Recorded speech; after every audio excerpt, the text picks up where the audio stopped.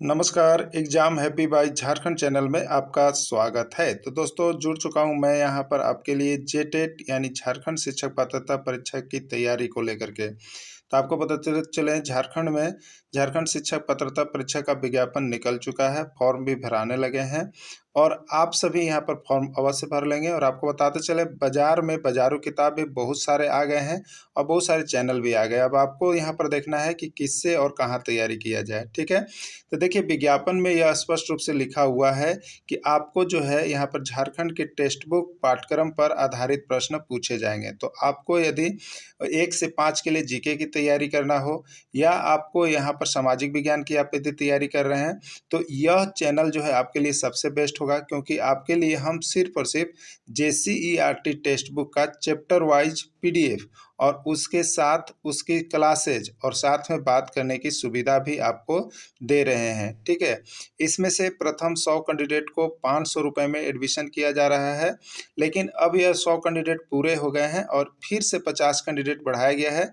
अगर इसके बाद भी आप नहीं जुड़ पाते हैं तो आपकी यह राशि जो है अब बढ़ करके हो जाएगी 800 रुपये। कितने लगेंगे आपको? 800 रुपये लगेंगे यदि आप जुड़ना चाहते हैं सामाजिक विज्ञान शिक्षा के लिए। तब यह वीडियो देखिए, आपको यहाँ पर क्या है कि यहाँ से आपको विभिन्न राज्यों के शिक्षक पात्रता परीक्षा में पूछे गए प्रश्न भी हम लोग कंप्लीट करवा रहे हैं। साथ ही साथ यहाँ पर आपको जो है कि JCERT टेक्स्ट बुक का चैप्टर वाइज नोट्स और PDF दे रहे हैं। यदि आपके पास टेक्स्ट बुक नहीं है तो आप यहाँ से ही पढ़ेंगे, ठीक है। दूसरे कहीं भी किसी भी चीज़ की तैयारी करने की आवश्यकता नहीं होगी, सिर्फ यहाँ से जुड़ करके आप तैयारी करेंगे तो आपका 100% तैयारी हो जाएगा। तो आपको यहाँ से सारे नोट्स, PDF, वीडियो सब कुछ आपको 500 रुपये में ही अभी प्रोवाइड किए जा रहे हैं। तो आप अभी के अभी जुड़ जाएंगे, नहीं तो यहाँ पर जैसे ही कैंडिडेट बढ़ते हैं तो आपको यहाँ पर लगने लगेंगे अब 800 रुपये। तो अपनी लाइफ बनाने के लिए, जेटेट परीक्षा पास करने के लिए आप अवश्य जुड़े। तो चलते हैं यहाँ पर महत्वपूर्ण प्रश्न की और वीडियो में देखिए हम आपके लिए क्लास 7 का एक्सरसाइज 4, क्लास 7 का एक्सरसाइज 4 और 5 इसमें लेकर के आए हुए हैं, जो कि आपका राजनीति शास्त्र पाठ का होगा, ठीक है। तो पॉलिटिकल साइंस के अंतर्गत यह जो वीडियो है आपके लिए बहुत ही महत्वपूर्ण है। यदि आप 1 से 5 के शिक्षक हैं, यदि आप 1 से 5 शिक्षक की तैयारी कर रहे हैं तो यह आपका जीके सेक्शन के अंतर्गत काम कर रहा है। और 6 से 8 शिक्षक की तैयारी कर रहे हैं और 6 से 8 शिक्षक की तैयारी कर रहे हैं तो यह आपके लिए सामाजिक विज्ञान, किसका? सामाजिक विज्ञान और भाषा शिक्षक जो ऑप्शन में सामाजिक विज्ञान रखे हैं उनके लिए होगा, ठीक है। तो आप वीडियो के अंत तक जुड़े रहिएगा, बने रहिएगा, देखते रहिएगा। दोनों ही शिक्षकों के लिए महत्वपूर्ण प्रश्न होगा और विभिन्न राज्यों के शिक्षक पात्रता परीक्षा में पूछे गए प्रश्न होंगे।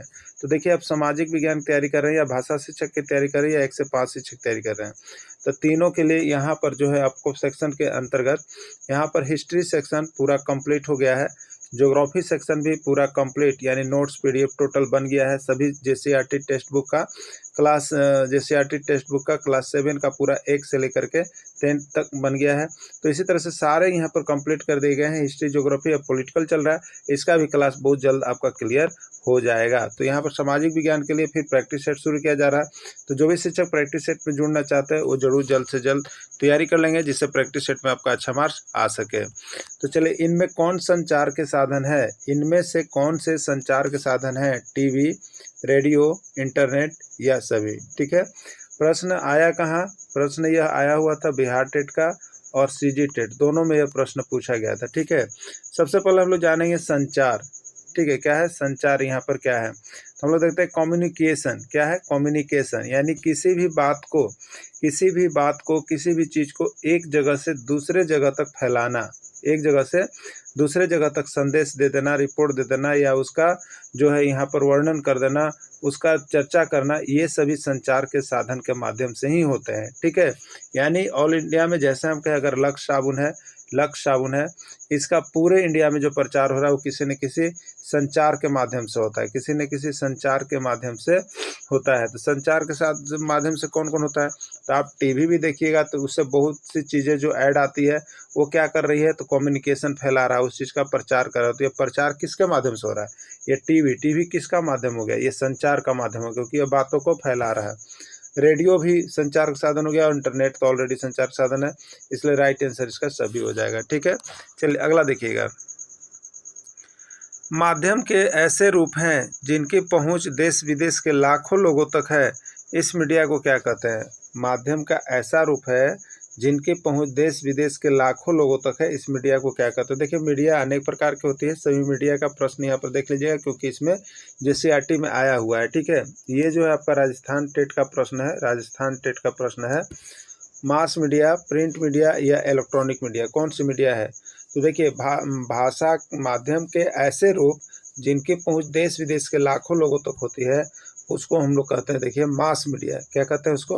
Mass media. तो इसका राइट आंसर हो जाएगा मास मीडिया हो जाएगा। ठीक है, अगला, अखबार, पत्र, अखबार हो गया, पत्र हो गया, पत्रिकाएं आदि संचार के ऐसे माध्यम है जो छपे होते हैं, उन्हें कहा जाता है mass media, print media, electronic media. ठीक है, तो संचार का बहुत सा माध्यम है जो क्या होगा, यहाँ पर इलेक्ट्रॉनिक माध्यम से बातों को फैलाया गया, इलेक्ट्रॉनिक माध्यम से संचार दिया गया। और कुछ माध्यम जो होते हैं प्रिंट करके बेचाते हैं। प्रिंट करके कौन कौन होता है? तो प्रिंट करके आप देखते हैं, अखबार होता है जिस पर प्रिंट किया हुआ रहता है, लिखा हुआ रहता है। उसी तरह से कुछ पत्र भी होते हैं जो लिखा, पत्रिकाएं भी होती है जो लिखा हुआ रहता है। तो ये सभी प्रिंट करके लोगों तक संचार फैलाया जाता है, तो इसको हम लोग प्रिंट मीडिया कहेंगे। जो प्रिंट करके संचार फैलाया जा रहा है मीडिया में, मीडिया लोग जो प्रिंट करके संचार फैला रहे हैं, तो देखिएगा बहुत लोग पेपर भी पढ़ते हैं जिसमें देश विदेश सभी चीज़ का समाचार आता है, और वो क्या होता है, तो वो संचार बढ़ाता है। ठीक है, कम्युनिकेशन कर रहा है। तो वो मीडिया जो आपको पेपर के माध्यम से, किताब के माध्यम से आप किसी तक पहुंच रहे हैं, तो वो प्रिंट मीडिया में चला जाएगा। किस में चला जाएगा? प्रिंट मीडिया में चला जाएगा। तो राइट आंसर इसका प्रिंट मीडिया होगा। ठीक है, चलिए अगला देखिएगा, रेडियो, टीवी, मोबाइल, इंटरनेट की किस मीडिया की श्रेणी में आते हैं? रेडियो है, टीवी है, मोबाइल है, इंटरनेट है, को किस मीडिया की श्रेणी में रखा जाता है? ठीक है, ये सभी भी संचार करते हैं, ये सभी भी कम्युनिकेशन फैलाते हैं। तो ये किस मीडिया का है? तो देखिए, रेडियो जो है ना, रेडियो ये इलेक्ट्रॉनिक चीज़ है। टीवी क्या चीज़ है? इलेक्ट्रॉनिक चीज़ है। मोबाइल क्या चीज़ है? इलेक्ट्रॉनिक चीज़ है। इंटरनेट क्या चीज़? इलेक्ट्रॉनिक है। तो ये सभी इलेक्ट्रॉनिक चीज़ें हैं, इलेक्ट्रॉनिक चीज़ें हो करके भी ये संचार का माध्यम बनती है। तो ऐसे मीडिया को हम लोग इलेक्ट्रॉनिक मीडिया कहेंगे। जो इलेक्ट्रिकल पर निर्भर है, मीडिया वाले जो इलेक्ट्रिकल पर निर्भर हैं, उनको हम लोग इलेक्ट्रॉनिक मीडिया कहेंगे। जो प्रिंट पर निर्भर है, जो प्रिंट करके मीडिया वाले किसी बात को फैला रहे हैं, तो प्रिंट मीडिया कहलाएगा। मास मीडिया जो कि बहुत लोगों से माध्यम है, भाषा का माध्यम है, जो एक लोगों से दूसरे लोगों तक फैलता है भाषा के माध्यम से और बोली के माध्यम से, तो उसको हम लोग कहते हैं मास मीडिया। क्या कहते हैं उसको? Mass media. ठीक है, तीनों मीडिया का पता चल गया होगा आपको। अब देखिए अगला, टेलीविज़न का आविष्कार किसने किया है? टेलीविज़न का आविष्कार किसने किया? प्रश्न है, यूपी टेट में 2 बार आया है, बिहार टेट में 1 बार आया है, सीजी टेट में 1 बार आया है। ठीक है, तो टेलीविज़न का आविष्कार किसने किया?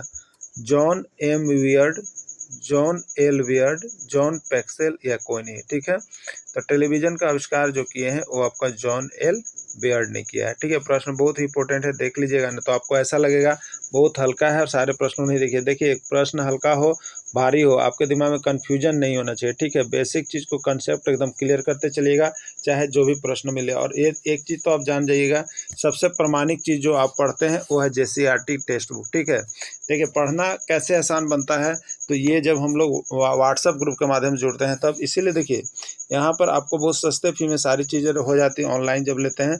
यानी 500 रुपये में आप यहाँ पर 6 to 8 की पूरी तैयारी कर सकते हैं। 500 रुपये में 6 to 8 की पूरी तैयारी आप कर ले रहे हैं। ये क्या रीज़न है? तो ये आपका व्हाट्सअप माध्यम है, संचार का माध्यम। तो आप व्हाट्सअप से हमारे ग्रुप से जुड़ जाइए और यहाँ से डेली आपको नोट्स, पीडीएफ और वीडियो सारा चीज़ प्रोवाइड किया जा रहा है। यदि आप 1 घंटा भी समय देते हैं, 1 घंटा भी समय देते हैं, तो आप समझिए कि यहाँ पर तैयारी आपका हो जाएगा। इसलिए जुड़ करके तैयारी जरूर कीजिएगा। अगला है, सूचना का अधिकार अधिनियम कब पारित किया गया? सूचना का अधिकार अधिनियम कब पारित किया गया? ठीक है, सूचना का अधिकार अधिनियम कब पारित किया गया? ये प्रश्न है आपको बिहार टेट का, सीजी टेट का और एमपी टेट का, तीनों जगह पारित किया गया है। ठीक है, और एक उड़ीसा टेट का भी प्रश्न है, 2001 ईस्वी, 2002 ईस्वी, 2003 ईस्वी या 2005 ईस्वी। ठीक है, सूचना का अधिकार, राइट टू एक्ट के जो है यहाँ पर सूचना का अधिकार अधिनियम कब पारित किया गया? ठीक है, तो ये आपका जो किया गया है वो 2005 ईस्वी में किया गया है। कब किया गया है? 2005 ईस्वी में सूचना का अधिकार अधिनियम पारित किया गया। क्लियर हो गया होगा। प्रश्न बहुत ही MBBI है, बहुत बारी प्रश्न आया है, इसलिए हो सके कि आपके एग्जाम में आ जाए। ठीक है, और JCERT का एक एक प्रश्न को आप बारीकी से पकड़िएगा, क्योंकि हर एक प्रश्न आपके लिए इम्पोर्टेंट यहाँ पर है। भारतीय स्टेट बैंक की प्रथम महिला अध्यक्ष कौन थी? भारतीय स्टेट बैंक की प्रथम महिला अध्यक्ष कौन थी? देखिए प्रश्न कितना है, कहीं से पूछ देगा अगर ये प्रश्न, ये आपको बहुत कम जगह पर मिल पाएगा। ठीक है, और ये प्रश्न कहाँ पर है देखिए, तो आपका JCERT का टेक्स्ट बुक में ही है ना। तो इसलिए एकदम JCERT का एक प्रश्न को देख लीजिएगा।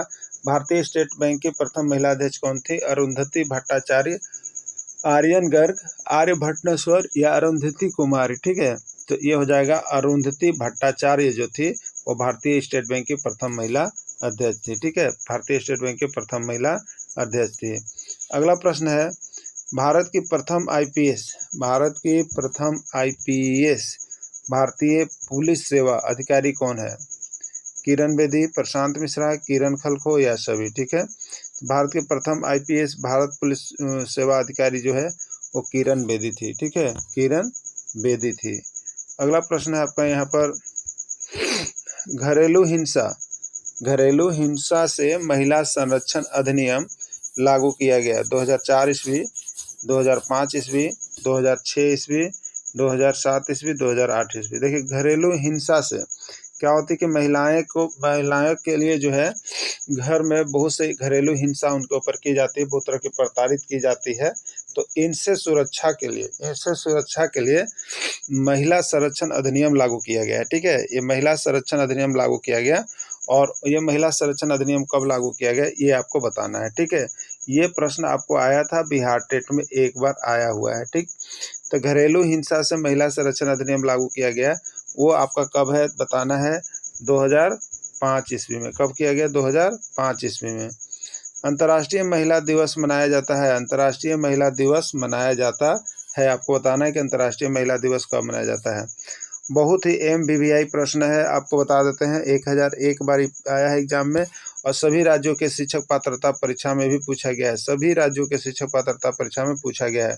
इसलिए अंतर्राष्ट्रीय महिला दिवस याद रखिएगा, कब होता है? 8 मार्च, 9 मार्च, 20 मार्च या कोई नहीं, कब मनाया जाता है आपको बताना है। ठीक है, तो अंतर्राष्ट्रीय महिला दिवस कब मनाया जाता है? तो 8 मार्च को मनाया जाता है। कब मनाया जाता है? 8 मार्च को, याद रख लीजिएगा, अंतर्राष्ट्रीय महिला दिवस मनाया जाता है। ठीक है, चलिए अगला देखिएगा यहाँ पर, झारखंड में 2011 की जनगणना के अनुसार कुल साक्षरता दर कितनी है?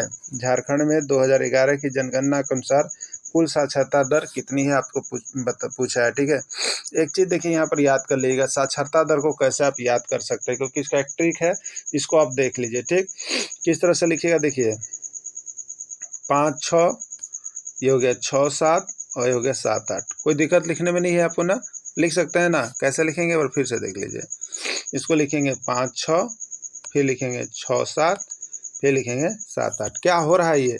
तो ये हम आपको साक्षरता दर बता रहे हैं। एक हो गया ऊपर वाला महिला साक्षरता दर, ऊपर महिला हो गया, और नीचे पुरुष हो गया, नीचे क्या हो गया? पुरुष। ऊपर महिला, नीचे पुरुष। ठीक है, और यहाँ पर जो है जनगणना अनुसार ये हो गया साक्षरता दर, कुल साक्षरता दर। ठीक है, ये साक्षरता दर हो गया। तो अब देखिए पूछेगा महिला साक्षरता दर कितना है, तो आपको बताना है 56%। कुल साक्षरता दर कितना है? तो 67%। पुरुष साक्षरता दर कितना है? तो 78%। क्लियर हो गया ना? एक बार फिर से देख लीजिए, पहाड़ा कैसे है? 5 6, 6 7, 7 8।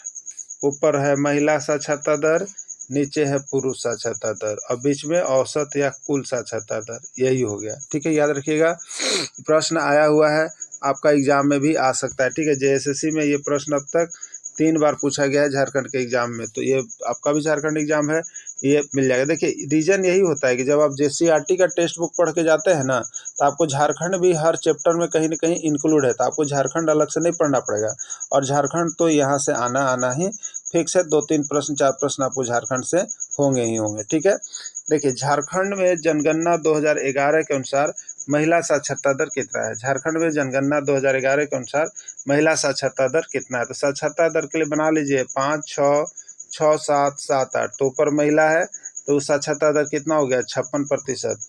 56% किस में है? ए में। राइट आंसर इसका ए हो गया। कहाँ आया? तो यहाँ पर झारखंड के जो एग्जाम हुए इसमें ये प्रश्न आपको 2 बार झारखंड JSSC एग्जाम में पूछा गया आपका, ठीक है। तो आपका भी हो सकता है, आप सभी देख लीजिएगा। अगला है 2011 के जनगणना के आधार पर झारखंड में पुरुष साक्षरता दर कितना प्रतिशत है। 2011 के जनगणना के आधार पर झारखंड में पुरुष साक्षरता दर कितना प्रतिशत है। 56, 67, 78 या 89 क्या है, ठीक है। हम यहाँ पर चलेंगे 5, 6, 6, 7, 7, 8। ये महिला हो गई, ये कुल साक्षरता दर, ये पुरुष हो गया। तो पुरुष का कितना है 78%। 78% किस में है, सी में है। यही इसका राइट आंसर हो गया, ठीक है। चलिए अगला देखिएगा।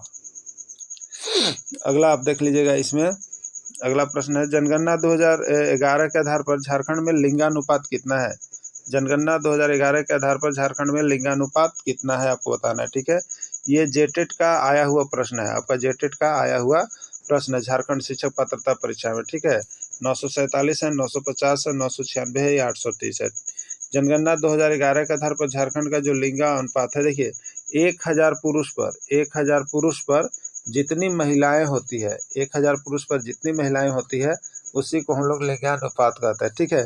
तो अभी झारखंड में जो देखा गया है 1000 पुरुष पर 947 महिला आती है, ठीक है। तो यहाँ पर जो लिंगानुपात कहा जाएगा 947 कहा जाएगा, ठीक है। 947 कहा जाएगा। 947 किस में है, ए में है। तो ए इसका राइट आंसर हो गया, ठीक है। चलिए अगला देखिएगा, यहाँ पर चाइल्ड हेल्पलाइन नंबर कौन है। चाइल्ड हेल्पलाइन नंबर कौन है, याद रखिएगा, प्रश्न आया हुआ है, बहुत जगह आ रहा है, ठीक ना। 1011, 1098, 1099 या 1100 क्या है चाइल्ड हेल्पलाइन नंबर, ठीक है। देखिए चाइल्ड हेल्पलाइन नंबर जो बनाया गया है वो है 1098। 1098 जो है चाइल्ड हेल्पलाइन नंबर बनाया गया है बच्चों की सुरक्षा के लिए, ठीक है, बच्चों की सुरक्षा के लिए। पुलिस हेल्पलाइन नंबर क्या है, पुलिस हेल्पलाइन नंबर क्या है आपको बताना है, ठीक है।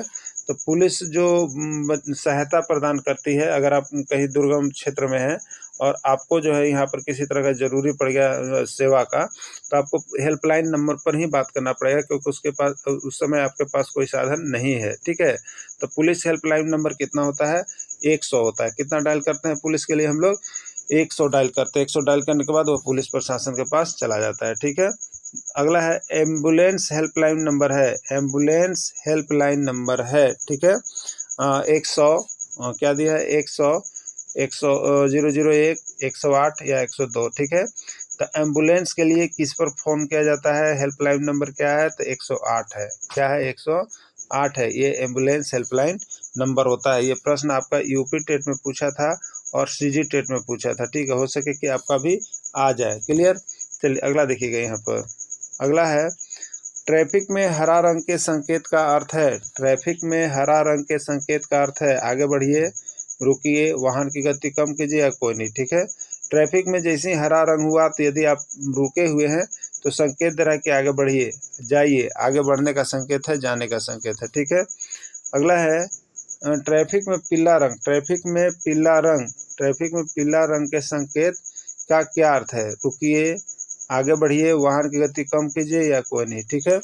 तो यहाँ पर देखिए जो पीला रंग होता है वो वाहन की गति को कम करने के लिए किया जाता है। क्या किया जाता है, वाहन की गति को कम करने के लिए किया जाता है, ठीक है। तो ट्रैफिक में पीला रंग किसके लिए होता है, वाहन की गति को कम करने के लिए किया जाता है। तो इस तरह से आप यहाँ पर देखें कि सभी राज्यों के जो प्रश्न आए हुए वो भी आपको हमने मेंशन कर दिया। तो इसी तरह की यदि आपको तैयारी करना है, जेटेट में परचम लहराना है, तो आप कहीं भी जुड़े हैं, किसी भी किताब से पढ़ रहे हैं, लेकिन एक बार आप JCERT टेक्स्ट बुक का ये जितना नोट्स PDF वीडियो है, आपको 3 दिन भी समय बचे, 2 दिन समय बचे, जरूर यहाँ से परचेज करके तभी एग्जाम जाइएगा पढ़ करके। यहाँ से आप अगर पढ़ लिए इतना ना, तो आपको बताते हैं 101% गारंटी देते हैं कि आपका जेटेट निकल रहा है। तो आप सभी जुड़ जाइएगा। धन्यवाद।